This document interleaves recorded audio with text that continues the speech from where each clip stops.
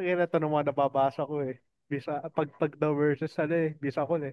So anyway, nadidito na pala tayo sa controversial na podcast sa Pilipinas at ito ang Bakit To? Cast. Podcast. Ayan. So, welcome sa mga listeners natin, followers natin dyan, sa mga social media platform natin dyan. Magandang gabi sa inyo. Magandang gabi, Otits. Oh, magandang gabi, Papi. Natatawa lang Ayan. talaga ako sa Mukhang may nababasa. binabasa ka dyan, ah. Oo, natatawa talaga ako kasi nauuso kasi nung nung may sinusuntok na puno ng saging, tapos sinasabi niya away mag-asawa. Ano ba magiging topic natin ngayong gabi? Since napag-usapan na naman natin to, pag-usapan na natin talaga to na i-topic natin to. So, ang topic natin ngayon ay bakit nagkaroon ng Tagalog versus Bisaya, lalo na sa social Yan. media.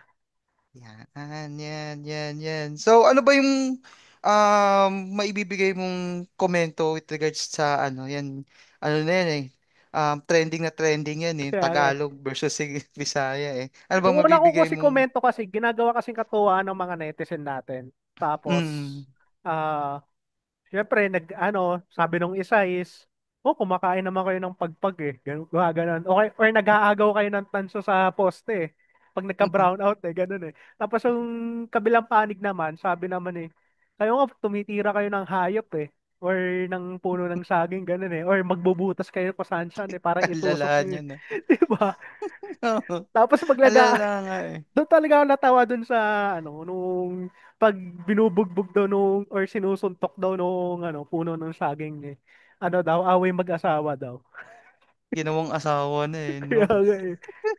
Pero Tapos pag ano, manonood yun. daw Mm, sila ng pornografiya, ano daw, puro mm. puno ng saging daw ng video. Doon natatawa. Oh, ginagawang katawanan din, memes nga din yan eh. Mm. Pero, syempre, since nandito na tayo, natatalakay natin tong ano na to, trending na to, bigyan kita lang ano dyan ng trivia. Ah, may trivia Okay. na tayo ah. So, yun kasi, ano kasi, yung, ano na yan, yung talo-talo na nangyayari dyan sa social media is, ano yan, nagsimula yan dun sa, kasaysayan at wika. Ayan, dyan nagsimula kasi yan eh. Kaya Oo. bibigyan kita ng trivia. Kasi, dati, dito sa ating bansa is, meron tayong multilingual language or Yeah, language na tama yan. ganyan Nasa na, history natin yan. Nasa, mm, aralin panlipunan at kasaysayan yan na subject. yes. Almost kasi ano yan eh, almost 180 dialect na Mm. ginagamit natin. And then, Saka ayun buwan nga, ng wika pala ngayon. oo, Kaya maganda yan, talaga nating yan, italakay bakit nag-aaway ang yes. Tagalog at Bisaya. Isang buwan yan. Isang buwan Mm. yan, ha? August.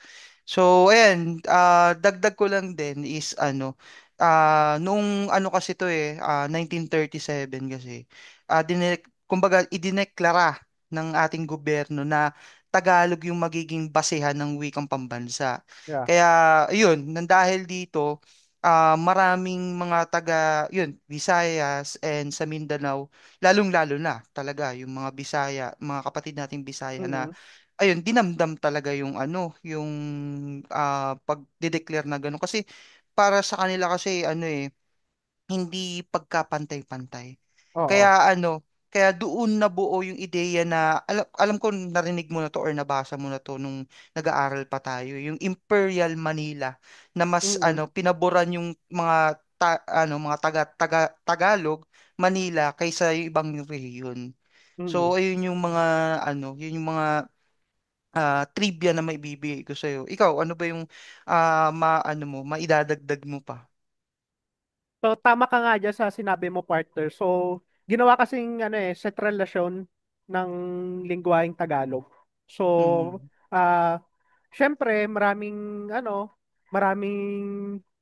nalungkot kasi syempre ang dami kasi ng lingwahe ng mm, ating bayan eh. Nung iba nga mm, hindi na nga parang extinct na nga sa dami ng lingwahe eh. So mm, in ancient times sobrang dami talaga ng lingwahe ng mm, ng bansang Pilipinas. Lalo't na mm. hindi pa tayo na na dadalaw ng mga Espanyol. Oo. Kasi diyan nagsimula yan eh, nung mga ganyang Mm. away-away. Oo. Kaya sa social media, mapapansin mo, talagang ginagawa na talaga siyang memes. Mm. 'Di ba? Ano pa yung mga napapansin mo dyan? 'Di ba? Nagiging ano na siya, nagiging ano na siya, biro na siya na minsan below the belt na para sa akin. Kasi Mm, syempre, ang pag sinabi kasing Bisaya kasi nagiging norm na na mababang uring tao ka, which is hindi naman, 'di ba? Para sa akin. ginagawang Mm. basehan. Kaya, ayun, Parang ang dito tingin naman, kasi ng majority ng tao sa ano sa Pilipinas, basta pag Bisaya ka, mahirap ka gano'n, lugar ka ng mahirap mm, gano'n. Hindi naman Para sa akin hindi naman. Region siya Bisaya region siya para sa akin gano'n mm. In short nga, para nakikita ko, nagkakaroon ng racist eh. Mm. Kaya yun yung mga ano eh, yun yung mga nangyayari ngayon sa panahon natin. Eh, ngayon, in the modern, in a modern na sa panahon natin, ba sa ano, sa social media, nagiging meme siya.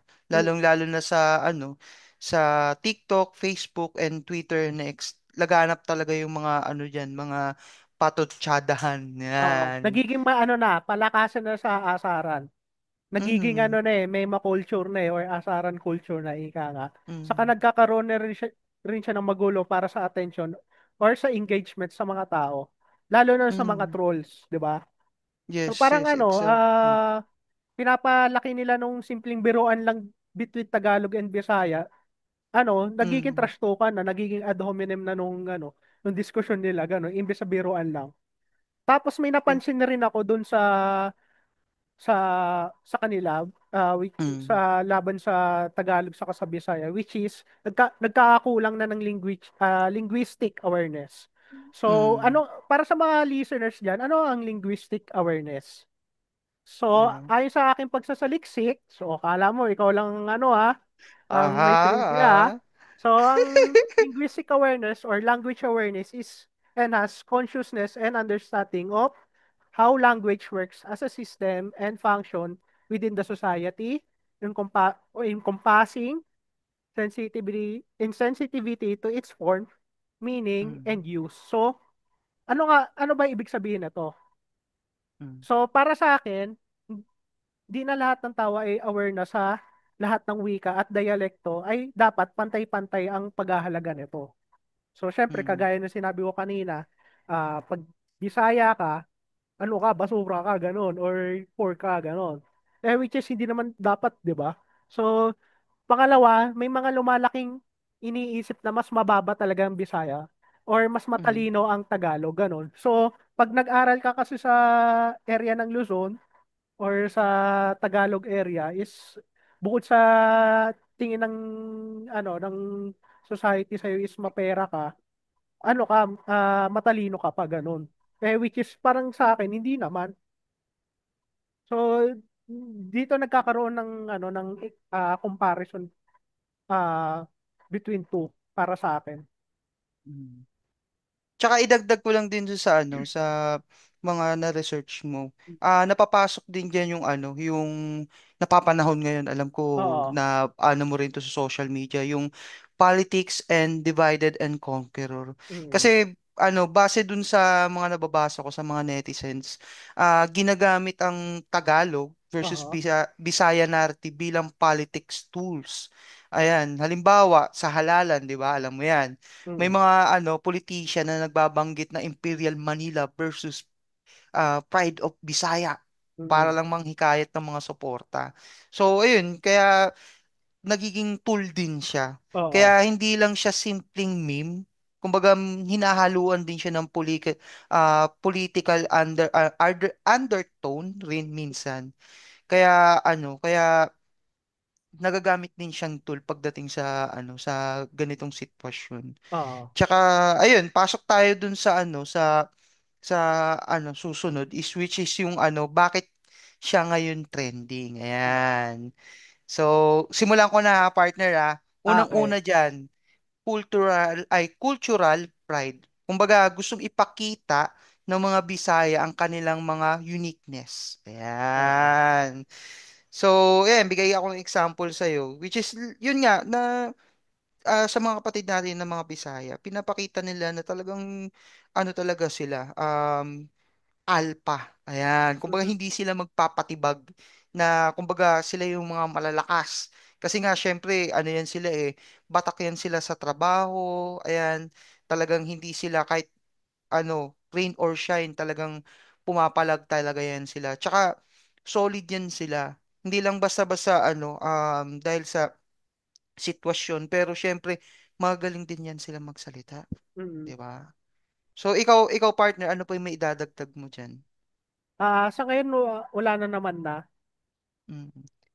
Ayun, kaya ano ba yung mga ano nito partner, mga positibong epekto na pwedeng mangyari dito? Unang-una diyan, nagiging mas aware ang mga Pilipino na hindi lang Tagalog na ang language na ginagamit dito sa Mhm. Pilipinas. Tama ka dyan. Ayan.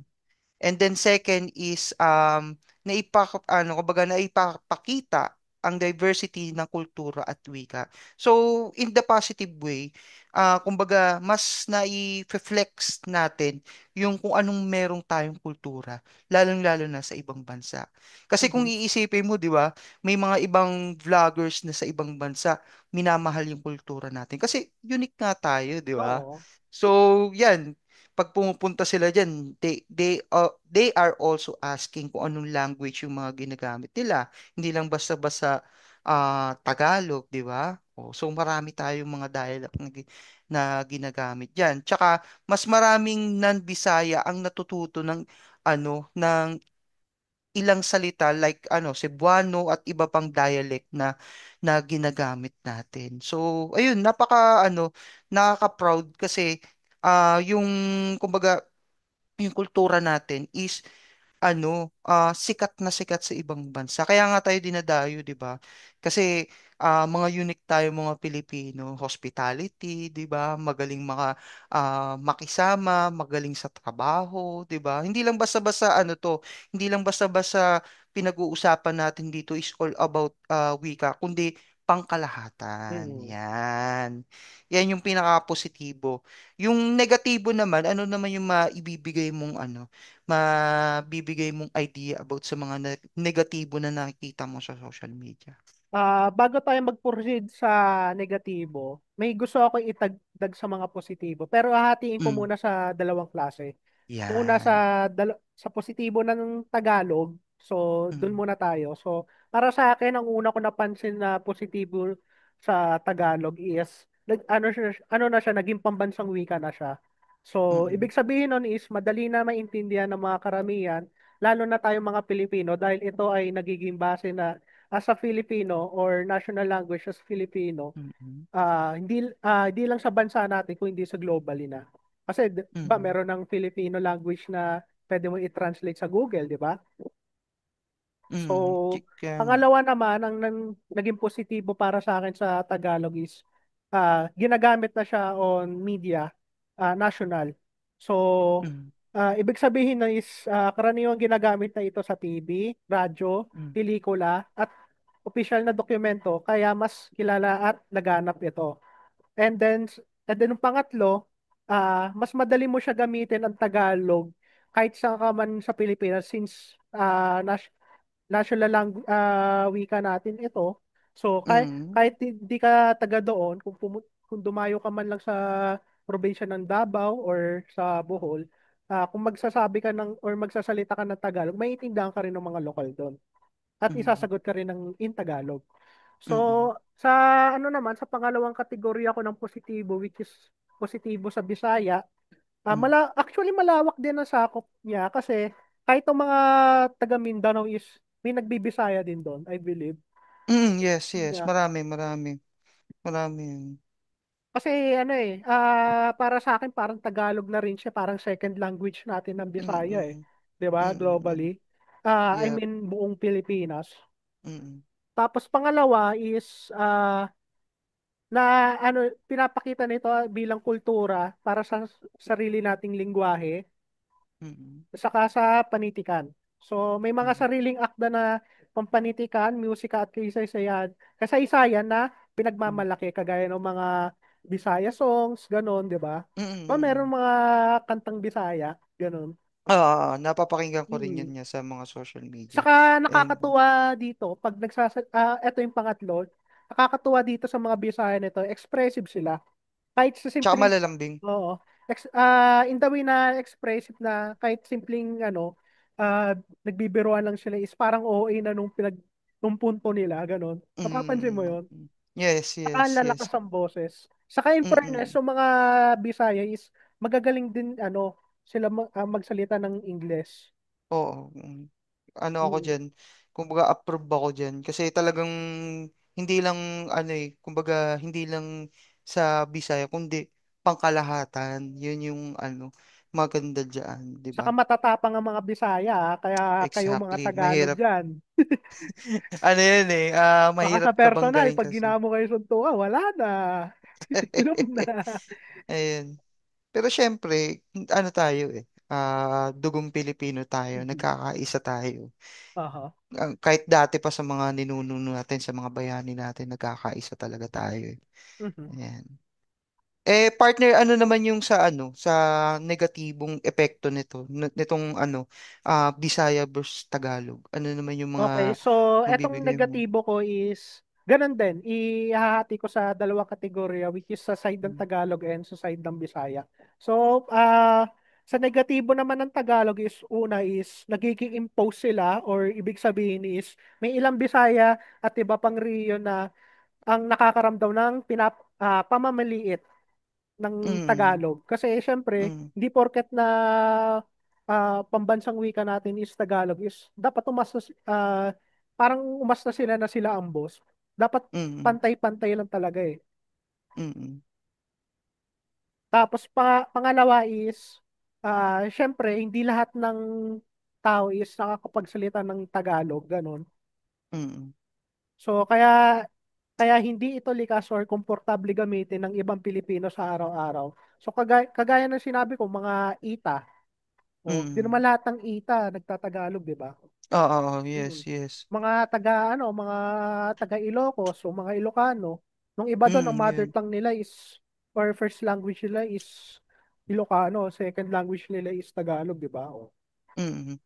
Ano lang, Yung, humahasa lang sila sa pagiging Tagalog pag nakakarating sila ng Maynila, ganun. Kasi syempre naaaral mas kasi na ano yan eh. eh. Oh, naaaral eh. Mm. Tapos ang pangatlo is nagiging kulang na siya sa representasyon ng ibang rehiyon. So ano ibig Mm. sabihin nun?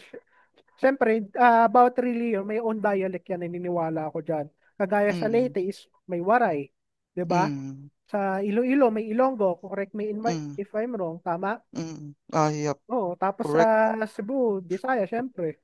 Sa Check. Davao nagbibisaya rin, oh. So, Check. syempre, hindi lahat nagsasalita ng Tagalog technically. Yeah, Mhm. yes. Correct, correct, correct. So, tapos na ako dun sa kategorya ng Tagalog. Lipat naman tayo sa negatibo ng Bisaya naman. So, Mm. para sa akin, ang unang negatibo ng Bisaya is hindi pagkahalataan naintindihan sa buong bansa. So, syempre, Mm. ang kagaya ng sinabi ko, syempre, pag Tagalog, sa Tagalog area lang mostly nakakaano. Ganun din dun sa Bisaya, which is sa Bisaya region lang, ganun.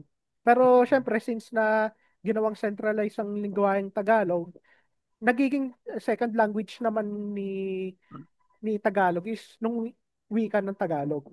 Mm. So yun naman lamang ni Tagalog compared to sa Bisaya. So eto, ang pangalawa naman is may pagkakaiba sa loob ng Bisaya. So halimbawa may Cebuano, may Hiligaynon, Mm. tapos Mm. nabanggit ko na Waray, ganun.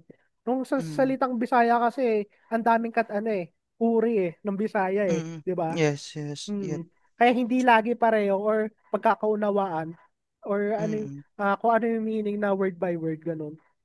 Mm. Parang para nung sa magulang ko kasi ah tatay ko kasi is taga Pangasinan and then Mm. mother ko kasi is purong Ilocano, Tagalawag. Mm.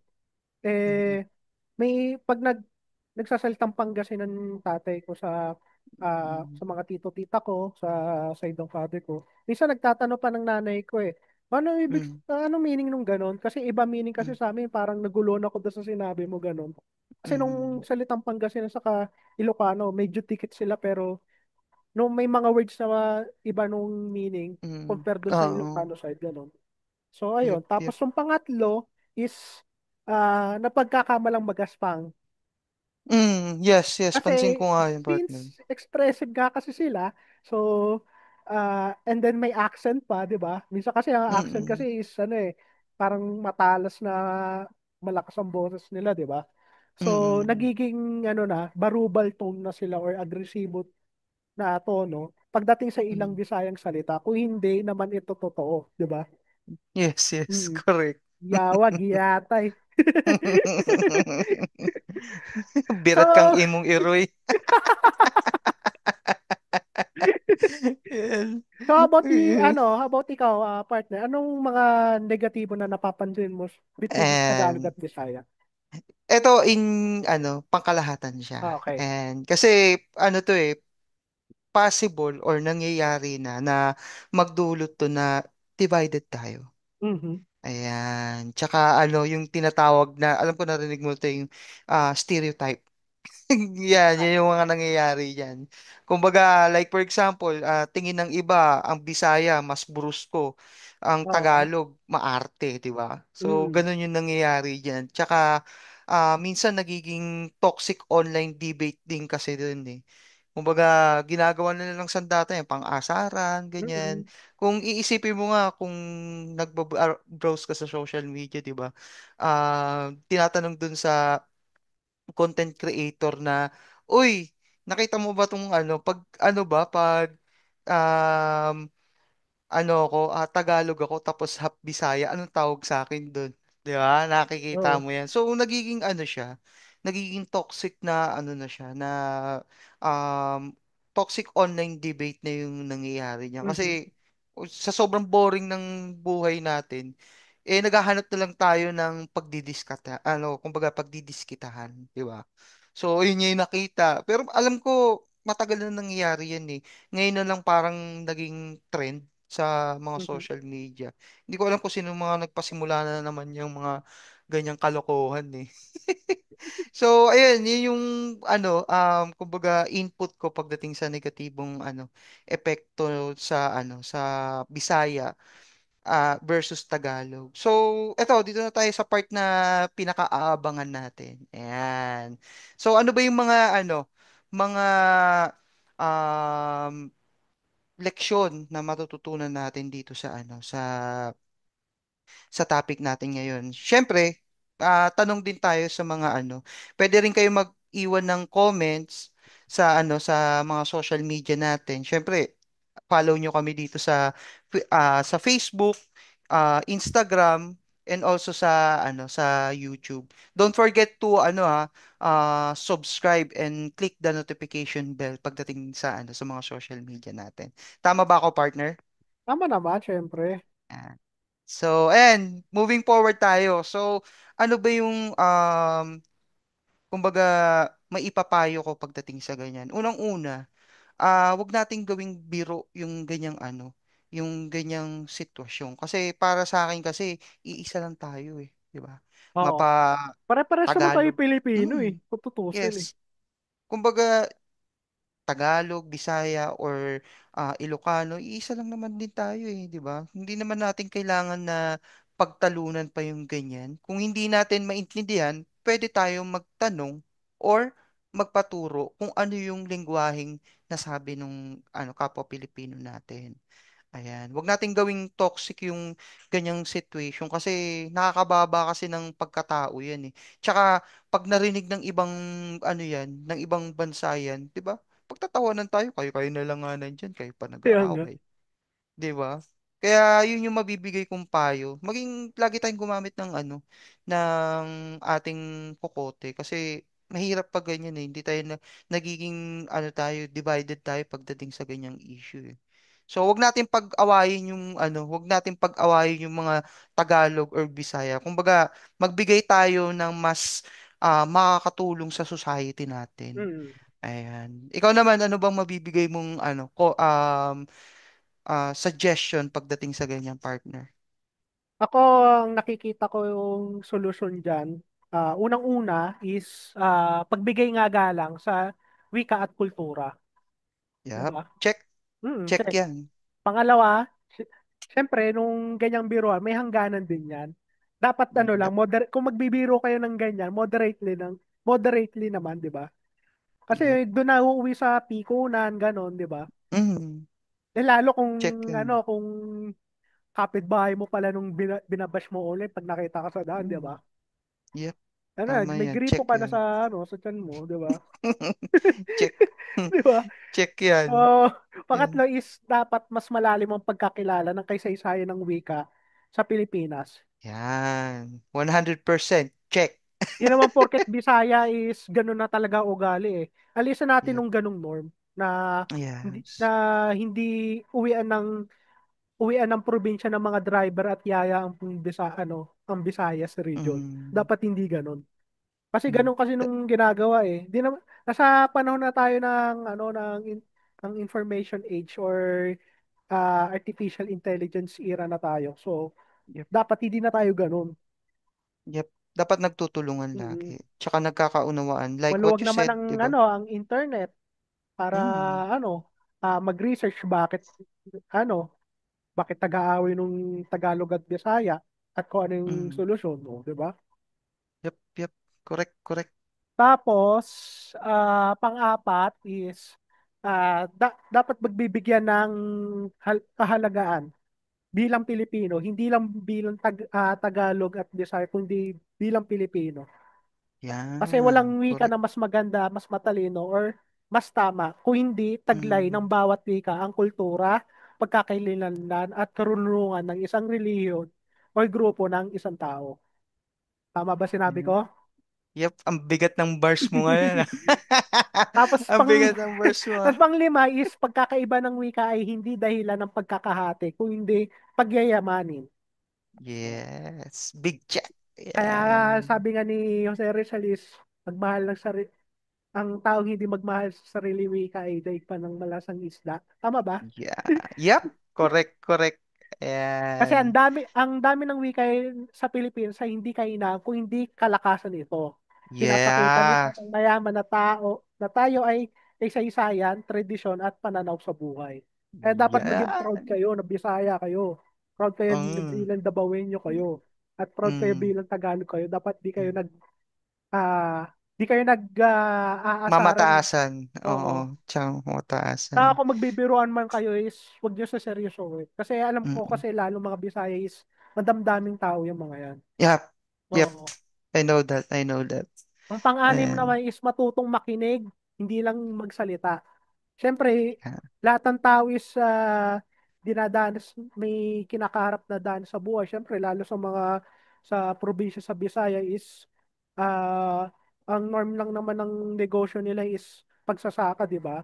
Kaya kasi sila Mm. pumunta sa Maynila para umunlad ng buhay eh. Pero Mm. syempre, ang nakakalungkod yun is mahirap din naman mabuhay sa Maynila at di nila alam yun. Mm. Malalaman lang Yeah. nila yung pag nakatungtong na sila doon.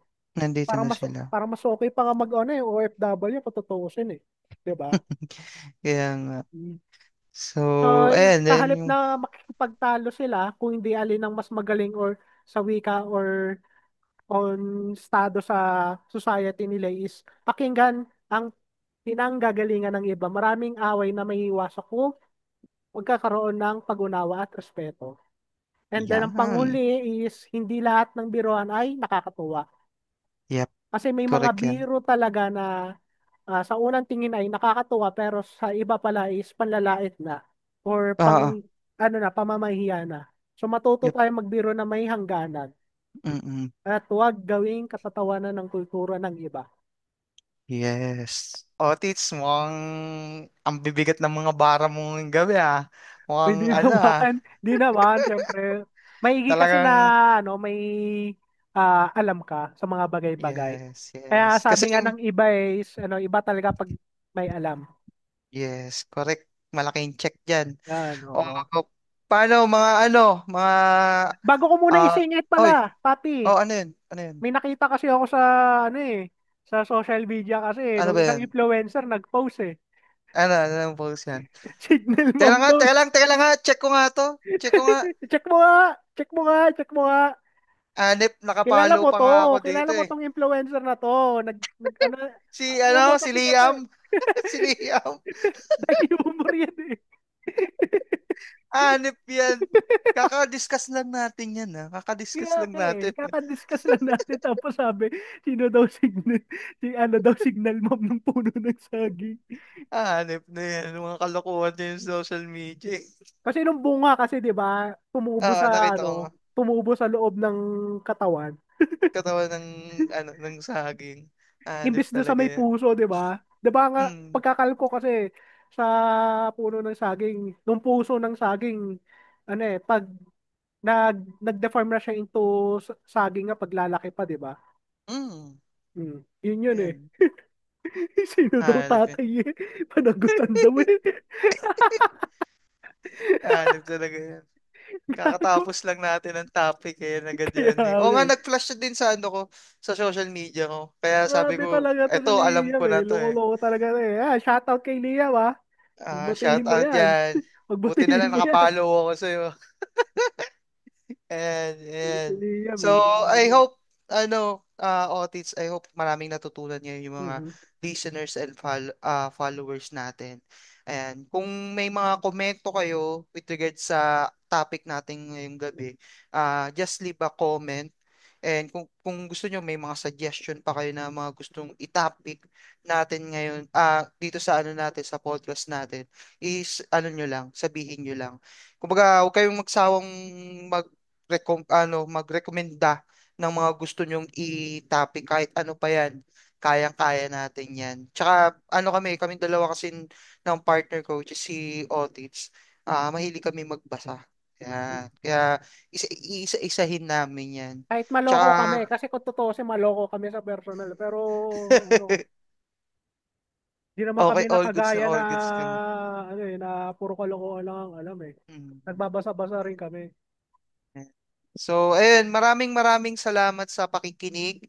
At, ayun, mamba out na tayo. Mm. Peace out. Peace out na, pero bago ng lahat, naway may matutunan kayo sa topic namin ngayon. Yes, At exactly, kung gusto nyo exactly. ng susunod na controversial na topic, huwag nyo kalimutan na mag-subscribe at pindutin ang notification bell sa YouTube. Yeah. Peace Check. out! Peace out, Mamba out. yo! Mamba out!